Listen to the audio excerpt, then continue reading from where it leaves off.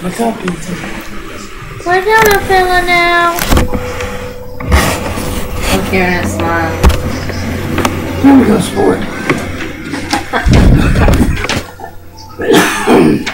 Hello, my name is Brad Norman, and I am 30 years old. I work for the Bossier Sheriff's Department for the last 6 years.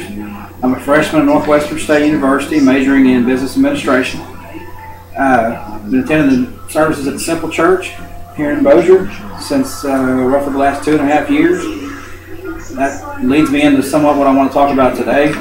The Simple Church is very involved in community groups and helping out people that are less fortunate, which led me to research myself into trying to help some of those groups with my time and a little bit of money I could give them. That ended up leading into a video I saw that came out about a month ago. It hit the internet, all over the news, and the internet search engines, web pages, by the title of Kony 2012. It's put out by a group called Invisible Children. They're a big charity group. It was started in 2003 by 3 men, Jason Russell, Bobby Bailey, and Larry Poole.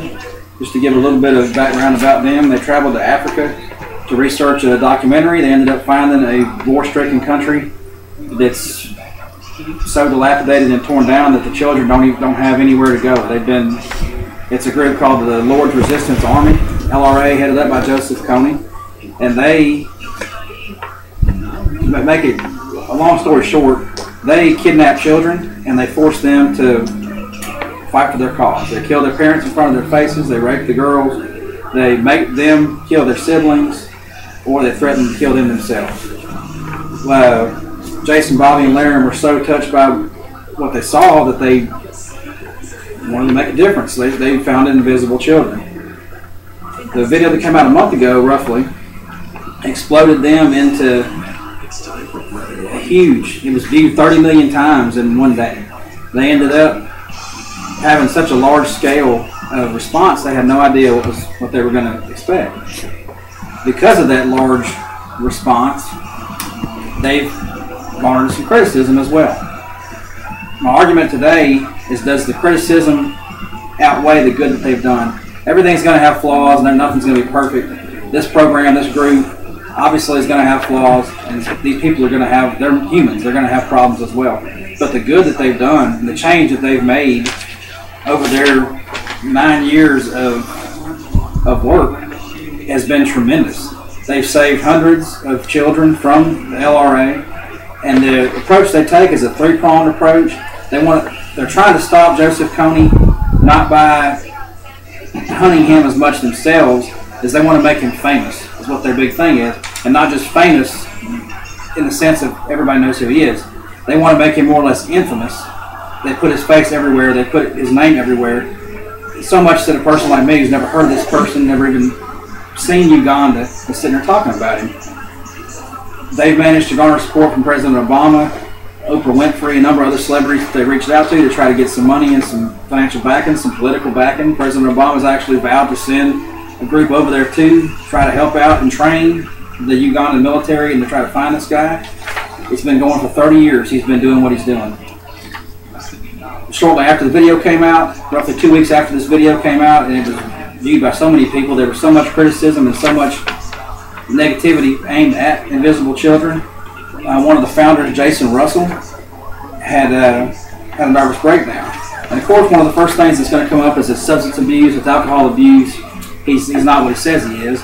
And in all reality, according to Elizabeth Flott with the Washington Post, he was hospitalized because of exhaustion, malnutrition, and lack of sleep.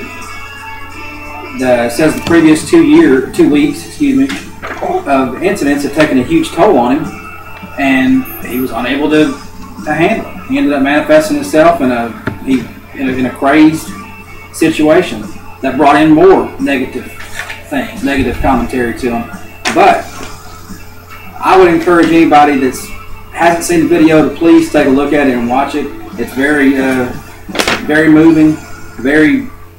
It changed my ideas about the things that I take for granted here.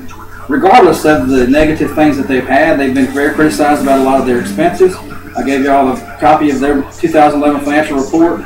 They say that a lot of people say that they're way too salary heavy on the top end.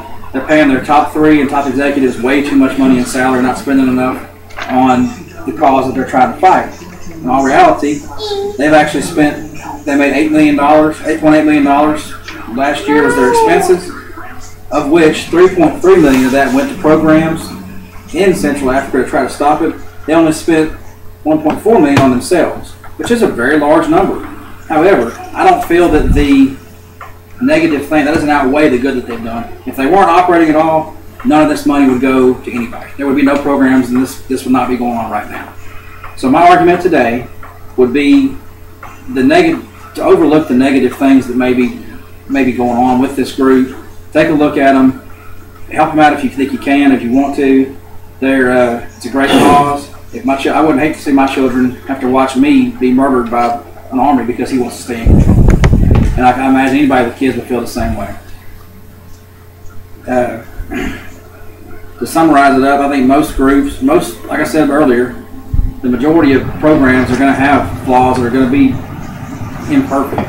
But the important thing that I would stress again is the positive well more than outweighs the negative things that are going on with this group and many other groups.